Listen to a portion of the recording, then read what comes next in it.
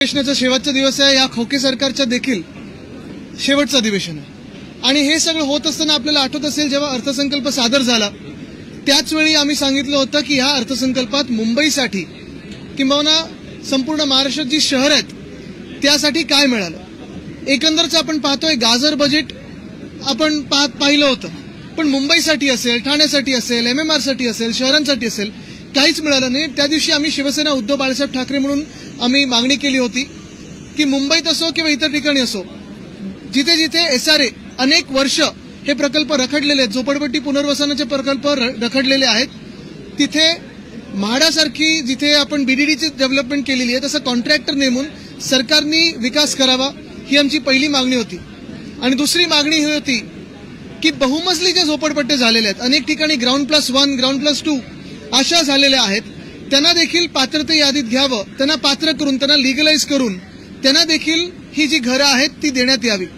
मी आज मिंदे सरकारला, आज खोके सरकारला चॅलेंज करत आहे, हिम्मत असेल तर आज शेवटच्या दिवशी मुंबईसाठी आमच्यासाठी आमची मागणी जी आहे ती मान्य करा आणि बहुमजली SRA जे आहे ते देखील तुम्ही मान्य करा, कारण ही मुंबईची गरज आहे. आज आहे खोके सरकारचा शेवटचा जे दिवस आहे तो आहे. आमचं सरकार आलं तर आम्ही हे करूच, पण आज मी पुन्हा एकदा खोके सरकारला सांगत आहे की बहुमजली SRA ज्या आहेत मुंबईमध्ये असतील, अनेक वेगळ्या शहरांमध्ये असतील महाराष्ट्रातल्या, त्या लिगलाइज करा. विधिमंडळाचं पावसाळी अधिवेशनात आज शेवटचा दिवस आहे, मात्र पायऱ्यावर ठाकरे खासदार संजय राऊत यांनी मंत्री चंद्रकांत पाटील यांना असा संवाद साधला की आपण परत एकत्र यायला पाहिजे. कसं पाहता? मला वाटतं आज जो आता महत्वाचा जो प्रश्न मांडलेला मी त्याच्यावर आपण बोलूया. मतदान सुरू आहे, विधान परिषद मतदान सुरू आहे, गायकवाड यांनी मतदान केलं यासाठी पहिलं ह्या SRAच्या विषयावर काही प्रश्न असतील तर विचारा. गोरेगाव लिंक रोड संदर्भात पूजन केलेलं होतं आणि त्याचं पण आता हे होतं, आता गंमत अशी झालेली आहे की 2022च्या आपण मार्चमध्ये मला वाटतं मी ट्विट पण असं फोटो केलेला आहे. गोरेगाव मुलुंड लिंक रोड 21ला पण आम्ही एका बाजूचं भूमिपूजन केलं, नंतर पूर्ण भूमिपूजन झालं 22मध्ये आणि काम सुरू आहे. पण ते काम सुरू असताना एक ते ट्विन टनेल आहे, त्याच्यातून एका टनेलचं टेंडरिंग झालं होतं. मुंबई महानगरपालिकेने ते काम अवॉर्ड देखील केलं होतं. सरकार पाडल्यानंतर खोके सरकारने ते काम रद्द करून एका आवडत्या कॉन्ट्रॅक्टरला, ज्यांच्याशी बॉन्ड खूप घट्ट आहेत, त्यांचे इलेक्टोरल बॉन्ड असतील किंवा इतर बॉन्ड असतील, अशा आवडत्या कॉन्ट्रॅक्टरला त्यांनी दोन्ही टनेलचं काम दिलं.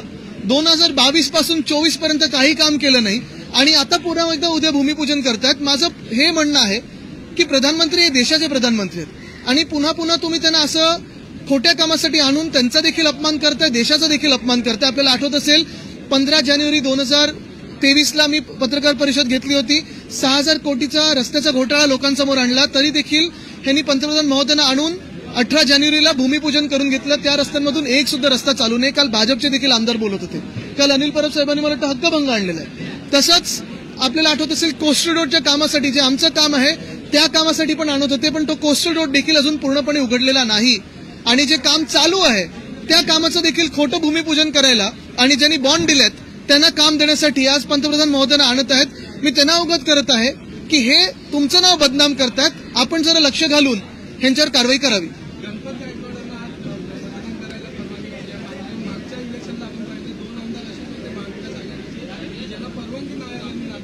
हा आपण विचार करणं गरजेचं आहे आणि जे आम्ही सतत सांगत आहोत की लोकशाहीला धोका आहे बघा, ह्याच्यात सर्वांना न्याय समान पाहिजे, हे लोकांसमोर आहे.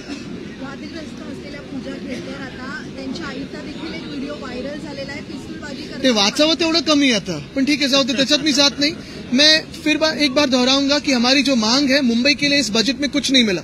हमारी मांग यही है कि जो सारे SRAs जो स्लम रीडेवलपमेंट के प्रपोजल है 15-17 साल से ऐसे ही पड़े हुए, कहीं डेवलपमेंट नहीं हो रही है, वहां म्हाडा जैसे एजेंसी कॉन्ट्रैक्टर अपॉइंट करके जैसे काम करती है वहां वैसे SRA काम करे. और दूसरी बात, जो ग्राउंड+1 है, ग्राउंड+2 SRA है, उनको भी रेगुलराइज किया जाए. ये मेरी मांग है. खोके सरकार को मैं ये मांग कर रहा हूं क्योंकि महाराष्ट्र में कुछ मिला तो नहीं, लेकिन शहर को तो कुछ नहीं मिला. चुनाव के मद्देनजर रखते हुए आप ये बात कर रहे हैं? बिल्कुल नहीं. मेरे कॉन्स्टिट्यूएंसी में काफी सारे ऐसे SRAs है जो 15-17 साल से ऐसे ही पड़े हुए थे.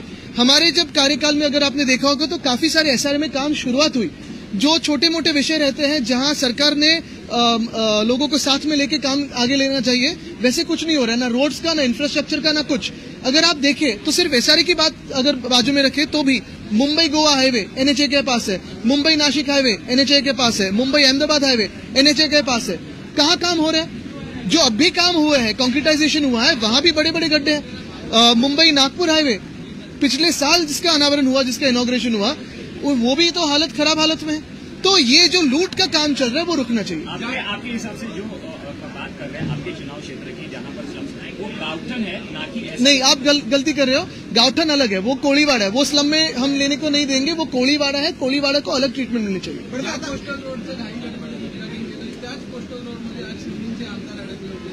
हेच मी काल ट्विट पण केलेलं आहे। कोस्टल रोड आम्ही जेव्हा करत होतो तो आमचं पूर्ण स्वप्न आहे ते, आणि आम्ही आनंद पूर्ण ते करणार 3 महिन्यात।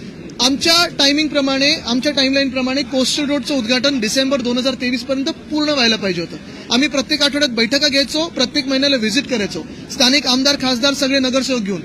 MTHL अटल सेतू हा मागच्या ऑक्टोबरमध्ये व्हायला पाहिजे होता, तो त्यांनी या जानेवारीमध्ये केला निवडणुकीच्या तोंडावर। वरळी शिवडी कनेक्टर 57% काम झालं, आमच्या वेळी 48% काम झालेलं। मुख्य गोष्ट अशी आहे की हा कोस्टल रोड जो होता, मी त्यावेळी देखील ट्विट केलं होतं फेब्रुवारीमध्ये, की कोस्टल रोड हा असा एक रस्ता आहे जो पूर्णपणे उघडायला पाहिजे, मध्ये मध्ये पॅच मध्ये नाही उघडू शकत, कारण हा लिनियर रस्ता नाहीये। हाजी अलीला 8 इंटरचेंजेस आहेत आणि एक जरी तुम्ही चुकवला तर गडबड होऊ शकते, गफलत होऊ शकते। आज वरळीमध्ये जेव्हा नॉर्थ बाउंड कोस्टल रोड तुम्ही लँड केलेला आहे कनेक्टर न जोडता, सगळा ट्रॅफिक तिथे आता आपण बघतो तुंबतो, आणि तिथे ट्रॅफिक तुंबल्यानंतर पुढे देखील बॅरिकेड लावले तरी ते 4 लेनचे 1 लेन होते। म्हणजे म्हणजे मला समजतं मुख्यमंत्र्यांना ह्याच्यात काही समजत नाही आणि त्यांनी निवडणुकीच्या तोंडावर केलेलं आहे, पण अधिकाऱ्यांनी तरी त्यांना समजून सांगायला पाहिजे की बाबा असं होत नाही। आता तुम्ही बघा, जे घटनाबाह्य मुख्यमंत्री आहेत त्यांच्याकडे खातं कुठचं आहे? MSRDCचं। नॉर्थ बाउंड कोस्टल रोड कधीपासून सुरू आहे काम? 15 पासून। एक तरी पिअर कॅप लागलेली दिसते का 10 वर्षामध्ये की 9 वर्षामध्ये? नाही ना, दिसत आहे। कोस्टल रोड आमच्याकडे होता, आम्ही 82% पूर्ण केलं होतं। तसंच आपण पाहिलं असेल समृद्धी महामार्ग, हिंदू सम्राट बाळासाहेब ठाकरे समृद्धी महामार्ग कोणाकडे होता खातं? आता जे मुख्यमंत्री त्यांच्याकडे। खड्डे कुठे पडलेत? क्रॅक्स कुठे आलेत? जो रॅम्प नंतर अटल सेतूवर झाला, कोणाच्या कार्यकाळात झाला? त्यांच्या कार्यकाळात झालं। ठीक आहे, मला कळतं तुम्हाला खातं कळत नाही, खातं समजून येत, तुम्हाला इंटरेस्ट नाहीये, धोक्यांसाठी तुम्ही कॉन्ट्रॅक्टरसाठी काम करता, पण हे सगळं होत असताना लोकांची थोडी तरी काळजी घ्या। माझी पुन्हा एकदा मागणी राहील की बहुमजले जे SRA आहेत त्यांना रेग्युलराईज केलं गेलं पाहिजे।